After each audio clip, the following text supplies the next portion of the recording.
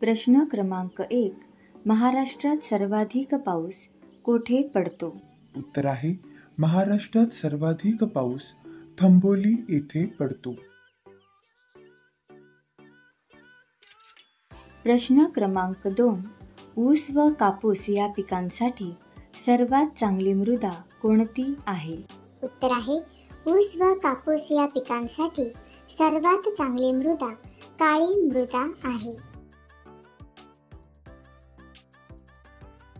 प्रश्न क्रमांक 3.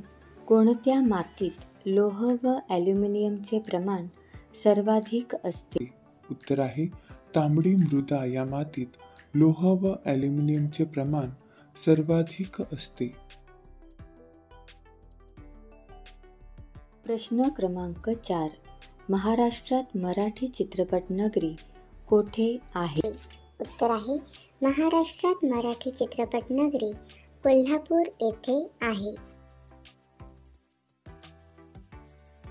प्रश्न क्रमांक 5.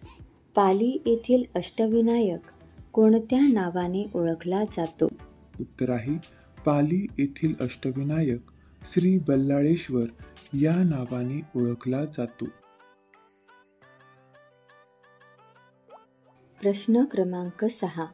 जे मला रक्ताने रंगाने भारतीय असतील पण अभिरुचीने नीतितत्वाने आणि बुद्धीने इंग्रज असतील असे स्वप्न कोणाचे होते? उत्तर आहे जे मला रक्ताने रंगाने भारतीय असतील पण अभिरुचीने नीतितत्वाने आणि बुद्धीने इंग्रज असतील असे स्वप्न लॉर्ड मेकॉले यांचे होते. प्रश्न क्रमांक 7. शासकीय व्यवहाराची भाषा फारशी ऐवजी इंग्रजी केव्हा स्वीकारली? उत्तर आहे शासकीय व्यवहाराची भाषा फारशी ऐवजी इंग्रजी 1837 साली स्वीकारली. प्रश्न क्रमांक 8. घटनेचा सरनामा कोणी मांडलेल्या उद्दिष्टांच्या ठरावावर आधारलेला आहे? उत्तर आहे घटनेचा सरनामा पंडित जवाहरलाल नेहरू यांनी मांडलेल्या उद्दिष्टांच्या ठरावावर आधारलेला आहे. प्रश्न क्रमांक 9. संसदेचे कनिष्ठ सभागृह कोणते? उत्तर आहे संसदेचे कनिष्ठ सभागृह लोकसभा हे आहे. प्रश्न क्रमांक 10.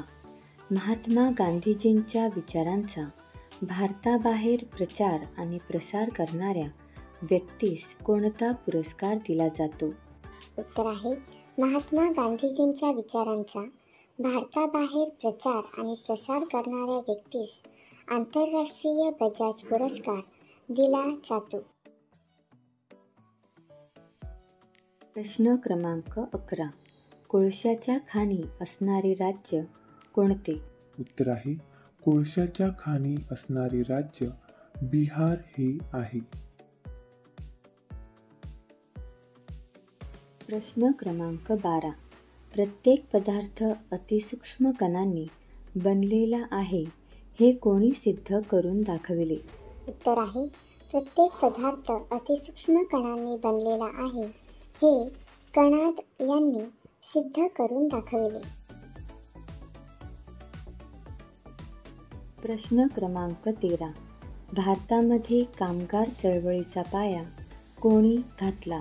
उत्तर आहे भारतामध्ये कामगार चळवळीचा पाया नारायण लोखंडे यांनी घातला. प्रश्न क्रमांक 14. भारताच्या घटना समितीमध्ये कोणाचा समावेश नव्हता? उत्तर आहे भारताच्या घटना समितीमध्ये बॅरिस्टर मोहम्मद अली जिना यांचा समावेश नव्हता. प्रश्न क्रमांक 15. शेषाधिकार कोणाला देण्यात आले आहेत? उत्तर आहे शेषाधिकार केंद्र सरकारला देण्यात आले आहेत. प्रश्न क्रमांक 16. भारतीय एअरफोर्स अकॅडमी कोठे आहे? उत्तर आहे भारतीय एअर फोर्स अकॅडमी हैदराबाद येथे आहे. प्रश्न क्रमांक 17. कलकत्ता आंतरराष्ट्रीय विमानतळाचे नाव काय आहे? आहे. उत्तर आहे कलकत्ता आंतरराष्ट्रीय विमानतळाचे नाव डमडम आहे. प्रश्न क्रमांक 18. भारतातील वायुदलाचे किती विभाग आहेत? उत्तर आहे भारतातील वायुदलाचे 5 विभाग आहेत. प्रश्न क्रमांक 19. मुस्लिम सत्तेची पुनर्स्थापना गतवैभव प्राप्तीसाठी चळवळ कोणत्या चळवळीने सुरू झाली?